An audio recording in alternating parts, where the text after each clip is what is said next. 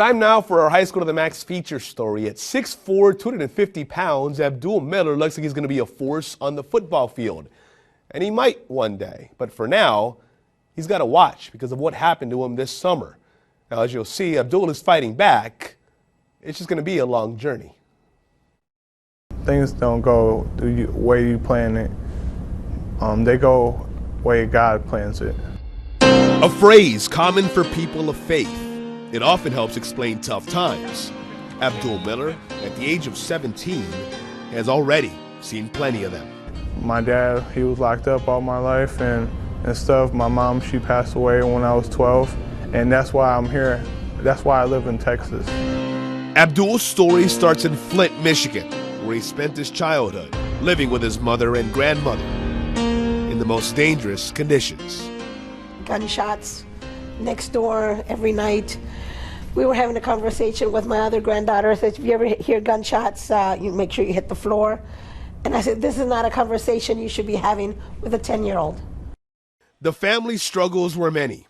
Abdul's mother, Yvonne, had battled diabetes since she was a girl. By her mid-30s, the disease had already crippled her body, which meant the family roles were often reversed. Abdul, just a boy, often looked after his mom. It was during that time that yet another trip to the hospital for Yvonne initially seemed routine. I know that's what she was concerned about, and I told her, you know what, baby, don't worry about Abdul. I said, if anything was to happen to you, I had no idea she wasn't gonna live. But I said, if anything happens to you, I will take him. He'll be mine. So don't ever worry about that. And I think she was at ease. She wound up in the hospital for a month. By the time her heart just gave out. When she passed, then my grandma, she became my mom. Determined to give her grandson a better life, Diane Leon left Flint, where she had spent the previous 30 years, for her native San Antonio. A middle schooler, Abdul adjusted well, even if he already looked like he belonged in high school. I was a fat kid, like big boy. I'm still fat, but big boy, and I was like 250 pounds in 6th grade. A big boy like that had no choice but to play football, especially in Texas, and did his freshman year at Sam Houston. Then came a transfer to Memorial, as he and his grandmother moved across town. By then, the big boy was even bigger, now standing 6'4". Usually when new kids come in, you hear the chatter, but actually one of my coaches ran down to my office, banged on my door, and said, you got to get out here, there's somebody you need to see. So I look up, and this young man walks up. I'm just amazed. And I'm saying, was he already graduating? And well, he's a sophomore, so man, all of a sudden, okay, we're playing football, we're playing basketball, he's doing track, maybe some powerlifting. Abdul was all in. In fact, the Memorial Gym is where he spent most of his time. That is, until June 4th. I remember that day, sir. I mean, actually, my friend, he was talking to me, and he jogged my memory, and like I remember trying to talk to him, but I couldn't talk, and like I was speaking like mush mouth, like I couldn't say a sentence. Abdul had suffered a stroke and was immediately rushed to the emergency room. So when I go there, the first thing the doctor says, I don't want to put pressure on you, but he needs to get operated, and right now. And I don't guarantee the results. That's what he told me. I can't tell you if he's going to make it or what's going to happen. Following surgery, Abdul slipped into a coma, leaving his grandmother in a place that sadly she had been before. I said, Lord, you can't take him. You know, you took his mom already from him. You left him in place of his mom. I said, you can't take him from me.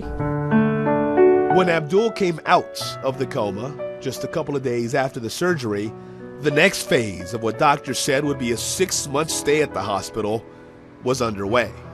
I can't tell you how I felt. It was a lot of feelings. And before I go to sleep, I cry because I would try to move my arm, or I'll try to move my arm, or like do this, and like my hands won't do it. It's just like it's aggravating, and it's just like sad. I've got a baby now because before my kids were already grown. Now, you know, I didn't have to have a child, and Well, you know, he depends on me a lot, so I mean, I have to bathe him because he can't bathe himself. Do you ever think back to how things were before? Always, every day, sir. Every day. When I see kids playing basketball, like it bothers me. You know what I'm saying? It bothers me, but I think to myself, I'm gonna be better than I was. It's a mindset that started right after he came out of the coma, because that 6-month hospital stay shrunk to 2. He's walking and talking at a rate better than expected, considering the stroke happened just 4 months ago today. He expects it. He's not thinking he's going to stay that way. He expects to go all the way. The doctors have said that a full recovery is possible?